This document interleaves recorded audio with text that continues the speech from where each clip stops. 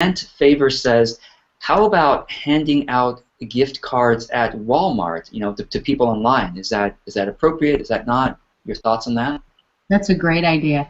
I always like to do things to people that how it would feel respectful if it were done in return to me. So instead of handing it to someone as though, do you need this? Can I help you? If it's about you giving from your soul, say to people, today I woke up and wanted to show up and step up for someone else, and you're my person today. May I gift you this? And the person's like, sure, okay, great. Because it's not looking down on someone or assuming they need a handout or they need help, but it's saying, this is actually in service to my own soul, and I'd love for you to be a part of this with me. When I give money to people who are in the streets, I don't put it in a little bucket. There's something about that seems so unbearably odd. So I say to them, can I hand this to you directly? Is that okay? And every time the person will say, of course, and then that moment where we touch hands and they look at me and say, either thank you, God bless you, whatever presents for them, and I say, oh, it's my pleasure to know you. Thank you. Yeah. Giving someone the chance that they're not always a recipient, but that it was a gift for you to get to engage with them. How that transforms how someone sees themselves is pretty extraordinary. Yeah, yeah. There have been studies that show how the power of giving, the power of volunteering, what that does to people.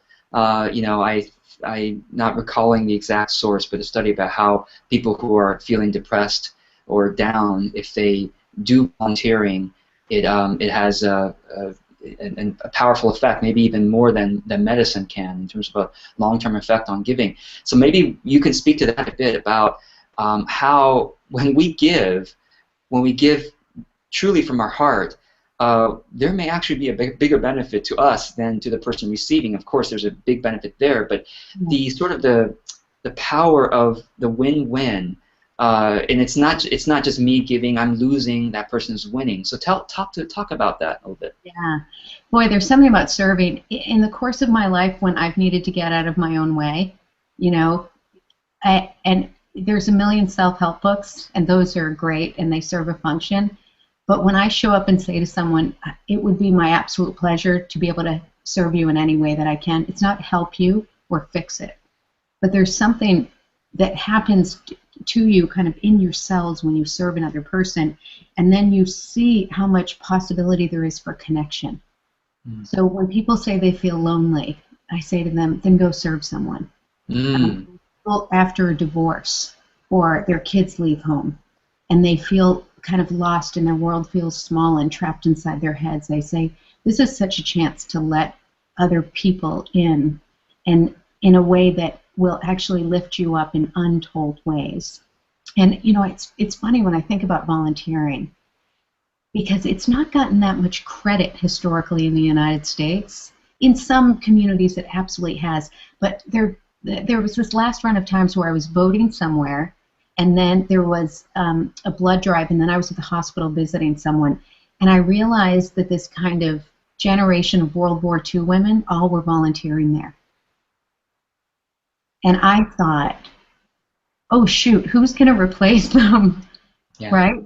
Who's replacing the kind of keeping the the infrastructure of this country alive? But these women had a vitality in them at a much older age that people wouldn't assume, because they were connected and serving and saying to someone, what can I do for you? And it makes you feel so relevant and needed when you can often feel really disconnected.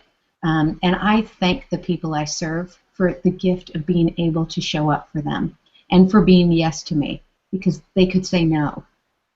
So I can't say enough about, oh my God, #1 way to get out of your own way is go serve someone. Yeah, wow. And that's such a paradox, because when we feel down is when we feel like, oh, poor me, that's when people should be giving to me. But when we understand the divine paradox of, oh, do I need something? Well, let me find it in my heart. Let me just say, well, I'm just going to go and give and look at someone. And there's there's always someone who is less fortunate than we are. I mean, especially those of us watching this and listening to this. There's so many people who are less fortunate than we are, and when we can give from that place of when we go and see them in their situation and we give to them, we realize how rich we are. And what I've found is that in giving, I feel more, well, of course I feel more fulfilled, but I remember how lucky I am, and that has ripple effects into my life in so many ways. Yes. One of the things I would love to talk with you about is, there are a lot of folks listening to this who are business owners. Yes. And maybe you could share with us a bit about how we can bring the power of giving, power of activism into our business. Yeah, it's a great question. I worked with a business about 2 years ago, and they had a bunch of employees. And the owner came to me and said, Kathy, I feel so lost. I thought I was doing the right thing. I don't know why it's not creating the results. So I said, what's going on? He said, so we decided one day a year we would do Habitat for Humanity, which is this fantastic organization, right? Building homes. And he said, and everyone would get the day off and paid, right? And team building, and you're together and you're building homes. And he said, and a third of the people showed up. And he said, so what happened? And I said, okay, well, did you ask them what they'd like to do? Not everybody likes building homes. Not really their thing. Not everybody wants to be outside. And I said, what if you said to them, how can the company help you in your commitment to the causes you care most about? So what they decided is they gave everybody a day off a year that they paid for, and those people would go to the organization they loved. And certainly report back how it went. But what happened that was fantastic is all the employees gathered when they all had their days, and they gave a few minutes about what they did, and people learned about each other and said, I didn't know you had that skill. I didn't know you were an adult literacy tutor.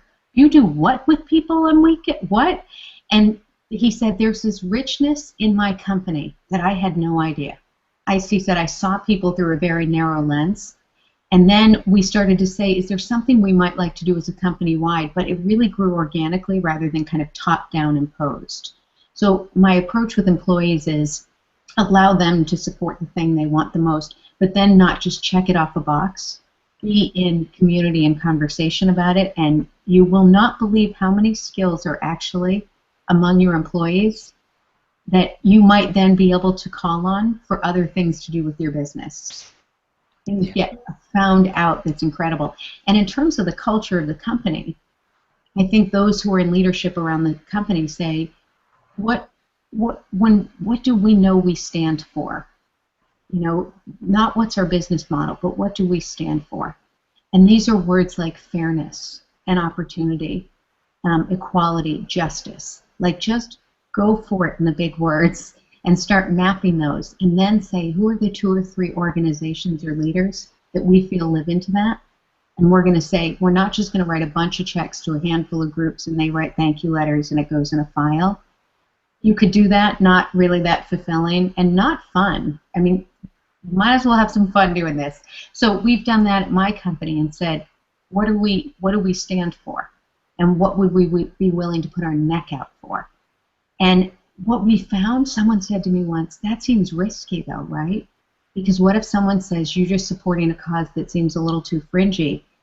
George, I have never had that happen, because people say, good for you for going through the process, doing the due diligence, and fighting for what you believe in.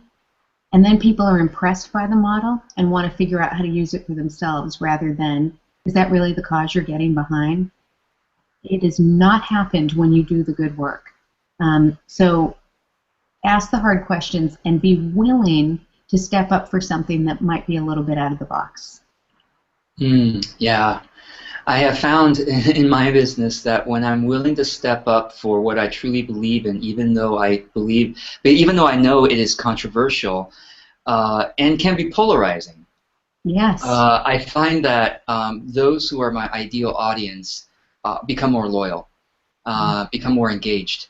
And those who probably were never meant to be part of my audience, if they leave, they can go use their time better elsewhere. That's right. That's right. And so I gave a speech once, and somehow in the example I used something about my animal rights and the work I do around animal rights. And there was a Q&A. So the woman moderating, handed the microphone out. And this guy stood up and he said, you mentioned animal rights in your speech. I said, yeah, I did. And he said, do you think, really, that's where you spend your time? All these kids in the world who are starving to death, and you're going to help some like goat or pig? Mm. So the entire room goes dead quiet, right? And everybody turns and stares at me. And I said to him, so it's an important point. I said, may I ask you a question? And he said, yeah. And I said, can you tell the audience what you're doing for starving children these days? And of course it was nothing, right? Of course. He said, well, that's not really the point. The point. And I went, okay. Okay, next question. Because when you have found what you care about and you champion it, and you're there to stand for animals or people who are less fortunate or who are in need, people who have found theirs are happy for you and proud of you. Mm. And I feel the same way about somebody finds their cause and I just do the jig for them. I'm so thrilled. It doesn't have to be mine. I want them to find what their heart is. The naysayers and the people who will push back, I'm going to go ahead and tell you now, they haven't found theirs. So that's not the voice as a business owner you have to listen to. That's great. And another point about this is that assuming we know what is the most important cause is hubris. I would have said to that guy, okay, you think helping children are important? Of course that is. What are you doing for global warming? If you're not doing anything for globe, we might not even have a globe for the children to do anything. And so it's like, well, every issue can be said to be a bigger issue than the other. With animals, I have great passion for animals as well. I think with animals, if we treat them well, it does something to the human heart that then translates into goodness in so many areas of life, and so, yeah. And it does come, in a culture that is struggling a bit with civility and treating people with respect and honoring where they're at, even if you don't like it or you disagree. And that's the humanity piece, is respecting the choices. I was a history major as an undergrad, and one of my favorite quotes is, I may not agree with what you say, but I will defend until death your right to say it. What I often hope people do is that they're proud of me for stepping up.